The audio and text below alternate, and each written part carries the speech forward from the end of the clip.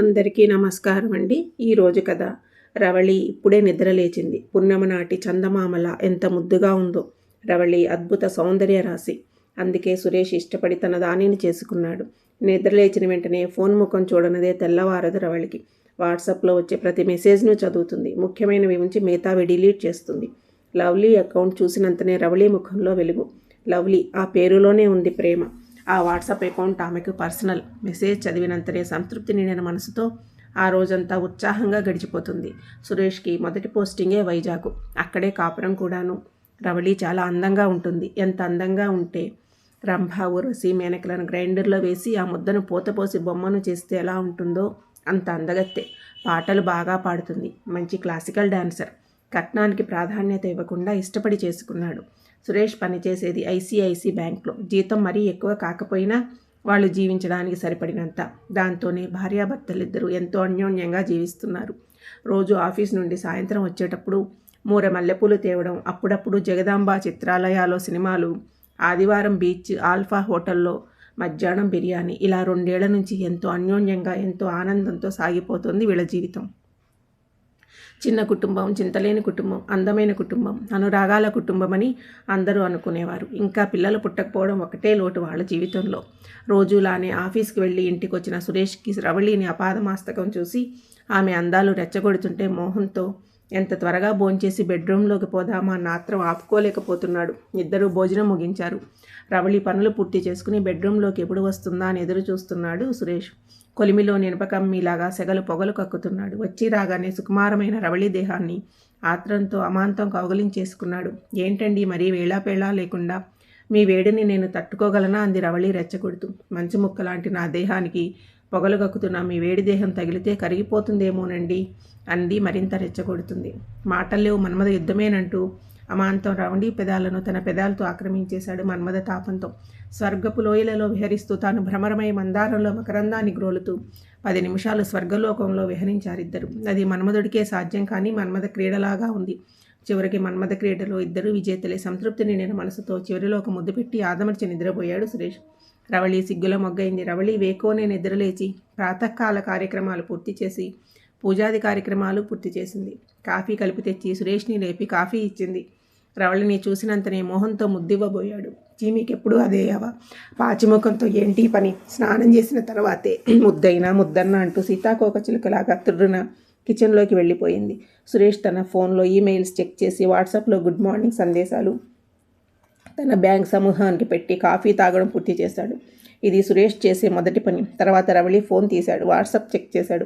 Lovely పేరుతో ఒక WhatsApp contact ఆకర్షించింది. ఓపెన్ చేసి చూస్తే మహేష్ బాబు డీపీ ఉంది. బై డార్లింగ్, స్వీట్ డ్రీమ్స్ అన్న మెసేజ్ చదివిన సురేష్ గుండె ప్రతిస్పందనలు రెట్టింపయ్యాయి. ఏదో తెలియని అలజడి సురేష్ మదిలో రేగింది. లవ్లీ ఎవరు తెలుసుకోవాలన్న ఆతృత కుదురుగా ఉండనీయలేదు. ఏదో అయ్యిందట్టు స్నానం పూర్తి చేసి లంచ్ పూర్తి చేశాడు. ఆఫీస్కి వెళ్తూ రోజు ఇచ్చే ముద్దులో కృత్రిమత్వం తెచ్చిపెట్టుకున్న నవ్వుతో ఆఫీస్కి బయలుదేరాడు. హలో, రవళి గారేనా మాట్లాడేది? రవళినే. ఎవరండి మాట్లాడేది? హెచ్డిఎఫ్సి బ్యాంకు నుంచి పర్సనల్ లోన్ ఏమైనా రిక్వైర్మెంట్ ఉందేమోనని చేశానండి. రిక్వైర్మెంట్ లేదండి, థ్యాంక్ యూ. ఏంటో బ్లాంక్ ఎంప్లాయ్, వారికి పర్సనల్ లోన్ కావాలా అని ఫోను. నేను ఏమైనా ఎంప్లాయ్ నా పర్సనల్ లోన్ తీసుకోవడానికి? రవళిలో అసహనం. మరోసారి అదే ఫోన్ నుండి మరో అమ్మాయి ఫోన్ కాల్. హలో రవళి గారు, మీ ఫ్రెండ్ లవ్లీ గర్ల్ ఫ్రెండ్కి యాక్సిడెంట్ అయ్యింది. లవ్లీ ఏంటి, గర్ల్ ఫ్రెండ్ ఏంటి, యాక్సిడెంట్ ఏంటి? ఎవరండి మీరు? ఏం మాట్లాడుతున్నారు? లవ్లీకి గర్ల్ ఫ్రెండ్ ఉండడం ఏంటి?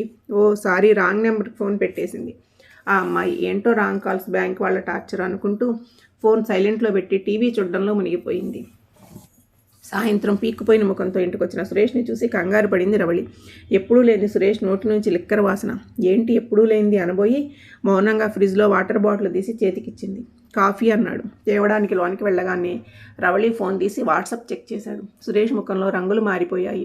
విసురుగా ఫోన్ సోఫాలో పెట్టేసి బాత్రూంలోకి వెళ్ళిపోయాడు. ఫ్రెషప్ అయ్యి వచ్చి ఇద్దరూ 9:30 వరకు సీరియల్ చూసి భోజనం చేసి ఎవరి ఫోన్లో వాళ్ళు చాటింగ్ చేసుకున్నారు. 10:30కి నిద్రపోయారు.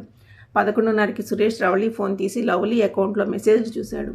ఏదో కదిలినట్టు అనిపించి రవళి కదలడం చూసి తేలుకుట్టిన దొంగలాగా ఫోన్ యథాస్థానంలో పెట్టేశాడు. రవళి అటు తిరిగి ఏమండి నిద్ర పట్టడం లేదా అంది. ఊహు అన్నాడు. వెంటనే తన అదరాలతో సురేష్ బుగ్గపై వెచ్చగా ముద్దిచ్చి తన పరువాలతో సురేష్ దేహాన్ని పెనవేసింది. సురేష్లో ఎప్పుడూ లేని నిరాశ. కృత్రిమత్వం. ఏదో అయిందన్నట్టుగా అసంతృప్తిగా తృప్తిపరిచి అటు తిరిగి పడుకున్నాడు. మొదటిసారి రవళి మనసులో సందేహం. స్త్రీ పురుషుడి చూపులలో అర్థాన్ని, పురుషుడి స్పర్శలో తేడాన్ని ఇట్టే పసిగట్టేయగలదు. ఆఫీసు ఒత్తిడిలో అలసిపోయి ఉంటాడని సమాధానపడి నిద్రలోకి జారుకుంది రవళి. ఉదయం 5 గంటలకే రవళి మేలుకోవ రావడంతో కాలకృత్యాలు తీర్చుకుని పూజాది కార్యక్రమాలు పూర్తి చేసింది.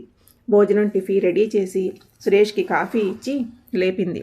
సురేష్ లేవడంతోనే తన నగ్న శరీరాన్ని చూసుకుని సిగ్గుపడిపోయాడు. తయారయ్యి లంచ్ బాక్స్ బైకుకి తగిలించుకుని మాట్లాడకుండా ఆఫీస్కి వెళ్ళిపోయాడు. ఈసారి రవళికి మతిపోయినంత పని అయ్యింది. ఎప్పుడూ లేనిది ఎదురన్నా రాకుండా వెళ్ళిపోవడం ఏంటి? ఏమైంది ఈయనకు? ఏదో అలజడి. సాయంత్రం కొంచెం ఎర్లీగా ఇంటికి రావడంతో రవళి ఎప్పటి నుంచో కైలాసగిరికి తీసుకెళ్లమంటుందని జ్ఞాపకం వచ్చి కైలాసగిరికి వెళ్దామన్నాడు. సరే అని తయారై ఇద్దరు కైలాసగిరికి వెళ్లారు. కొద్దిసేపు అటు ఇటు తిరిగిన తర్వాత డబ్బులిచ్చి కాఫీ తెమ్మన్నాడు రవళిని. అలా వెళ్ళగానే రవళి ఫోన్ తీసి వాట్సాప్లో లవ్లీ మెసేజ్లు చదివాడు. చివరిలో రేపు మీ ఆయన ఆఫీస్కి వెళ్ళిన తర్వాత వస్తానని మెసేజ్ చదివాడు. రవళి రావడం చూసి ఫోన్ కింద పెట్టాడు. రవళి కాఫీ కప్పు అందియగానే తీసుకుని తాగుతుంటే ఫోన్ రావడంతో కొంత దూరం వెళ్ళి మాట్లాడుతున్నాడు. రవళి ఫోన్ ఓపెన్ చేసి ఉండడం చూసి లవ్లీ అకౌంట్ చూసి నవ్వుకుంది. హాయ్ రవళి గారు, బాగున్నారా? బాగున్నా. ఏంటి సర్ప్రైజ్? ఫ్రెండ్తో వచ్చాను. మిమ్మల్ని చూసి ఇలా. ఓకే, కలుద్దాం బాయ్. ఎవరితను? మొగుడు పక్కనుండగానే పరాయి పురుషుడితో ఇకలు పక్కపక్కలు. అడిగితే అనుమానపు పురుగునని అలుగుతారు. వీళ్లను ఎలా అర్థం చేసుకునేది? పద వెళ్దాం. ఇంకొంచెం సేపు ఉందామండి, అర్జెంటుగా వెళ్ళాలి. కైలాసగిరి రోడ్డు మలుపుల్లో ఆలోచనల్లో అంతా గందరగోళం. మేనేజర్తో మాట్లాడి వస్తాను. వెయిటింగ్ రూమ్లో వెయిట్ చేయి. ఏమీ తోచని రవళి రిసెప్షన్ ల్యాండ్ లైన్ నెంబర్లో తన ఫోన్కి రింగ్ ఇచ్చుకుంది. ఆ నెంబర్ని చూసి మొదట అవాక్కయి అది బయటపడనీయకుండా ముఖంలో గంభీరత పులుకుని రిసెప్షనిస్ట్తో మాటల్లో మునిగిపోయింది. ఆల్ఫాలో భోజనం చేసి వెళ్దామని చెప్పడంతో ఇద్దరూ భోజనం చేసి ఇంటికి బయలుదేరారు. ఎప్పుడూ లేనిది సురేష్ బండికి 80లో తోలుతున్నాడు. రవళి కంగారు పడుతూ ఉంటే ఇంటికి చేరుకున్నారు. ఇద్దరు ఫ్రెషప్ అయ్యి బెడ్రూమ్ చేరారు. సురేష్కి దగ్గరగా జరిగి ముద్దు ఇద్దామనుకునేసరికి ఆల్కహాల్ స్మెల్ రావడంతో ఆశ్చర్యపోయి ఇక లాభం లేదని అడిగేసింది. మీరు ఆల్కహాల్ తీసుకున్నారా? సురేష్ మాట్లాడలేదు. 2 రోజుల నుండి ముభావంగానే ఉంటున్నాడు. ఈ రోజైతే మందు కూడా తీసుకున్నాడు. అనుకుంటూ ఉండగానే మత్తుతో నిద్రలోకి జారుకున్నాడు సురేష్. రవళి, ఏంటి ఈయన? మొన్న సిగరెట్, ఈరోజు ఆల్కహాల్. కొత్త అలవాట్లు. మనిషి కూడా ఎప్పుడూ లేనిది ముభావంగా ఉంటున్నాడు. లవ్లీ అకౌంట్ ఓపెన్ చేసి రేపు 10 గంటలకు ఒకసారి రమ్మని మాట్లాడే పని ఉందని మెసేజ్ పెట్టి నిద్రపోయింది. రవళి నవ్వుముఖమే ఆమెకు శత్రువు అయ్యింది. ఎవరితోనైనా నవ్వుతూ మాట్లాడడమే అనుమానాలకు బీజం వేసింది. ఆడదానికి అందమే శత్రువులను పెంచుతుందనుకుంటే పొరపాటేమో. కలివిడితనం కూడా కష్టాల పాలు చేస్తుంది. ఉదయం తొందరగా లేచిన సురేష్ మత్తుగా ఉన్నా సరే రవళి ఫోన్ తీసి లవ్లీ అకౌంట్ ఓపెన్ చేశాడు. ఈసారి అయితే సురేష్ ముఖంలో కోపం తారాస్థాయికి చేరిపోయింది. పళ్ళు పటపటా కొరుకుతూ ఫోన్ యథాస్థానంలో పెట్టేసి హడావుడిగా తయారై టిఫిన్ తినకుండా బయట బండి తీసుకుని ఆఫీస్కి వెళ్ళిపోయాడు.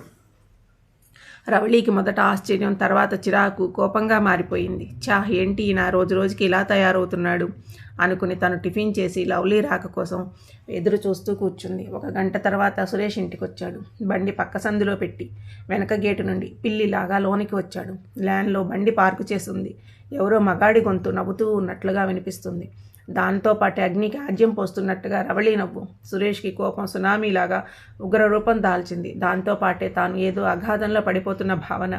తన భార్య తన ఇంటి దగ్గర లేనప్పుడు ఎవడో లవ్లీ గాడితో కులుగుతుందన్నమాట అనే అనుమానంతో ఊళ్ళు బీటలు ఎలాగైతే సునామీ ముంచేస్తుందో అలా రగిలిపోతూ మెల్లగా నడుస్తూ వస్తూ ఉంటే బాత్రూంలో ఎవరో కాళ్ళు చేతులు కడుక్కుంటున్న శబ్దం ఆగి ఒకసారి విన్నాడు.